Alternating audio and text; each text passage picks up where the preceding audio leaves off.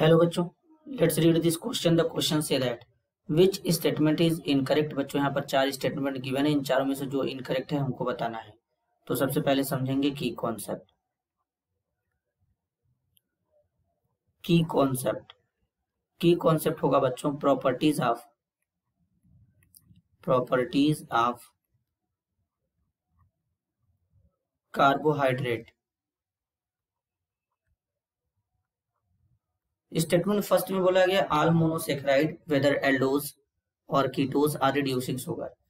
Basically बच्चों reducing sugar ऐसे sugar होते हैं जो टॉलेंस रिएजेंट और फेलिंग रिएजेंट के साथ रिएक्ट करते हैं। फॉर एग्जांपल जैसे कि यहाँ पर ग्लूकोज है, ग्लूकोज में एल्डिहाइड ग्रुप होता है इस तरीके से। जब इसको फेलिंग सोल्यूशन या टॉलेंस रिएजेंट दोनों में से किसी एक के साथ बच्चों ट्रीट करेंगे तो हम लोग यहाँ पे बच्चों बेसिकली टॉलेंस रिएजेंट ले लेते हैं। अमोनिकल सिल्वर नाइट्रेट के सोल्यूशन को टॉलेंस रिएजेंट कहते हैं। इसको हीट करेंगे यहाँ पे, तो हीट करने पर क्या होगा, जो एल्डिहाइड ग्रुप है वो ऑक्सीडाइज हो जाएगा कार्बोक्सिलिक ग्रुप में। एल्कोहल जो है एज इट इज ये जो एल्कोहलिक ग्रुप है बचा रहेगा बच्चों, क्योंकि ये जो टॉलेंस रिएजेंट होता है ये माइल्ड ऑक्सीडाइजिंग एजेंट होता है, तो ये केवल एल्डिहाइड को ऑक्सीडाइज कर पाता है। और यहाँ पर मेटालिक सिल्वर का फॉर्मेशन हो जाएगा, इसका ब्लैक प्रेसिपिटेट यहाँ पे मिलता है। अब बच्चों ये जो बना है इसे ग्लूकोनिक एसिड कहते हैं। लेकिन अगर हम बात करें फ्रक्टोज की, तो बच्चों जो फ्रक्टोज होता है इसका स्ट्रक्चर इस तरीके से होता है।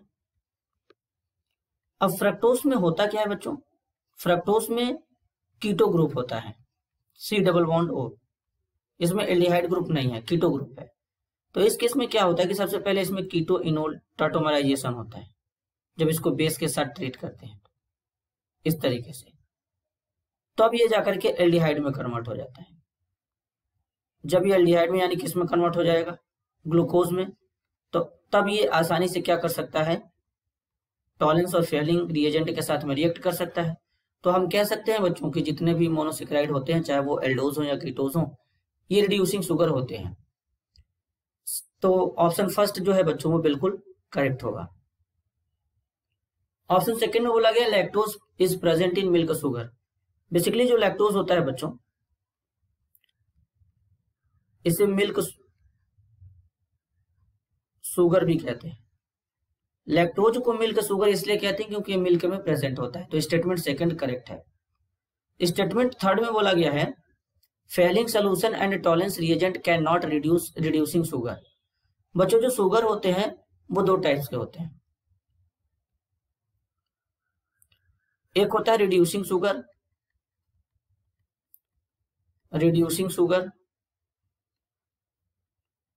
दूसरा होता है नॉन रिड्यूसिंग शुगर। तो जो नॉन रिड्यूसिंग शुगर होते हैं जैसे कि सुक्रोज और इनके अलावा और भी पॉलीसेक्राइड होते हैं।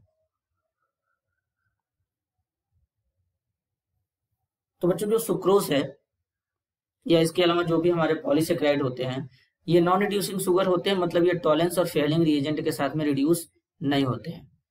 और कुछ रिड्यूसिंग शुगर होते हैं जो टॉलेंस और फेलिंग रिएजेंट के साथ में रिएक्ट करते हैं, जैसे कि हमारे ग्लूकोज हो गया, फ्रक्टोज हो गया, मीन्स हमारे मोनोसेक्राइड बच्चों।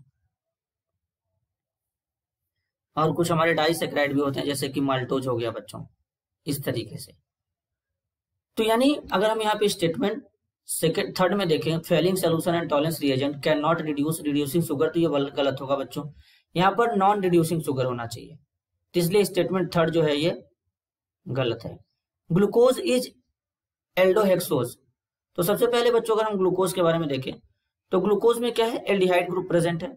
तो एल्डिहाइड ग्रुप है तो यहाँ पे एल्ड लगाएंगे, एल्डो। 6 कार्बन है तो हेक्स लगाएंगे बच्चों। शुगर है तो ओ एसी लगाएंगे, तो इसको एल्डोहेक्सोज कहते हैं। तो ग्लूकोज एल्डोहेक्सोज होता है, बिल्कुल करेक्ट है। तो ऑप्शन 4 भी करेक्ट होगा। इनकरेक्ट स्टेटमेंट बताना है तो यहाँ पर हो जाएगा option third. This is your answer. I hope you understood it well. All the best.